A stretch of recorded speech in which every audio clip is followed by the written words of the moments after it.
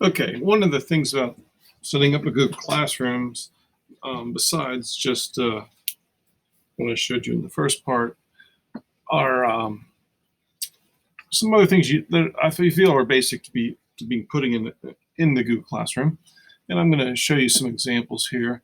This is one of my graduate students from a year or two ago, and you'll see it in the requirements. But first of all, here's the top of the Google Classroom page. People. This is her name, and there's a classmate, another student I was having them look at each other's classroom. Yours would look like this. You would have your name under teacher, and then I would be a classmate, and possibly someone else if you wanted to invite someone else. But you'd have two names similar to that. The stream is the constant flow of things. In this case, this class had to make 10 lessons, so you can see lesson 10, 9, 8, 7, 6. And the most current one, the most recent one, is on top. And then it goes down into the first things that were posted, which is what I'm going to get at here. I mentioned to set up an About Me page. And an About Me page, some of you may have made one before. I think Dr. McCullough might have had you make one the first week. I'm not sure. But the most basic one would be make a Google Doc, put a couple pictures on it, and tell a little about yourself. That's a really, really basic About Me page.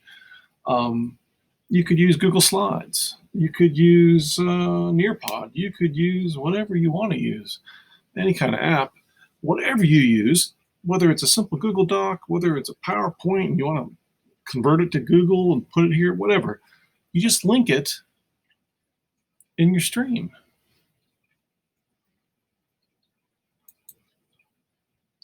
And what you do is you click and you add it here. You put a link in here. So now I can't do that because this is someone else's. So let me go to one of mine. I could show you. Where is one of mine? Okay, here's a recent one. Okay, share something with your class. I could, right here, drop a link.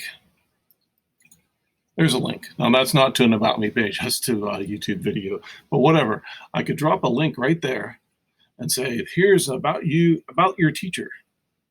Hit post, and it'll appear just like on that other person's page. So that's how simple it is to add something to your stream. So when I say make an About Me page, all you got to do is, let's say it's a Google Doc.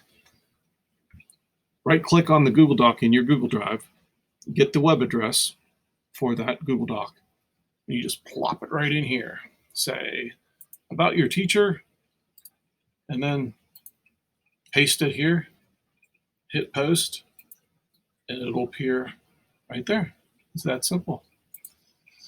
So let me go back to, what was her name? Lens. Okay. So that's how this person posted. She actually had two. She had a Google site, which is a web maker, and we don't get into that in this class and in this workshop. And then she did a Padlet.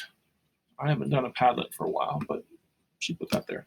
Okay, another thing I have you do is look up your school's AUP, Acceptable Use Policy.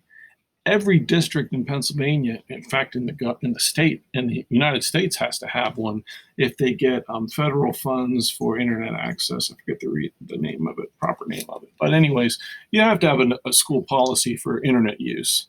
It's kind of a CYO8 type of thing, and you know what that means.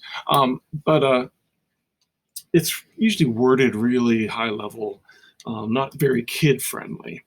So a lot of schools, like I got a high school handbook, middle school handbook, they'll have a version of it written for kids, like how to behave on the internet, not to insult each other, not to bully, that kind of thing.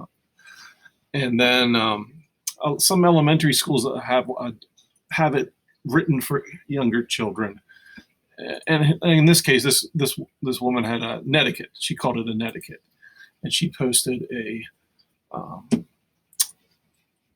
like the rules for using the computers in the classroom.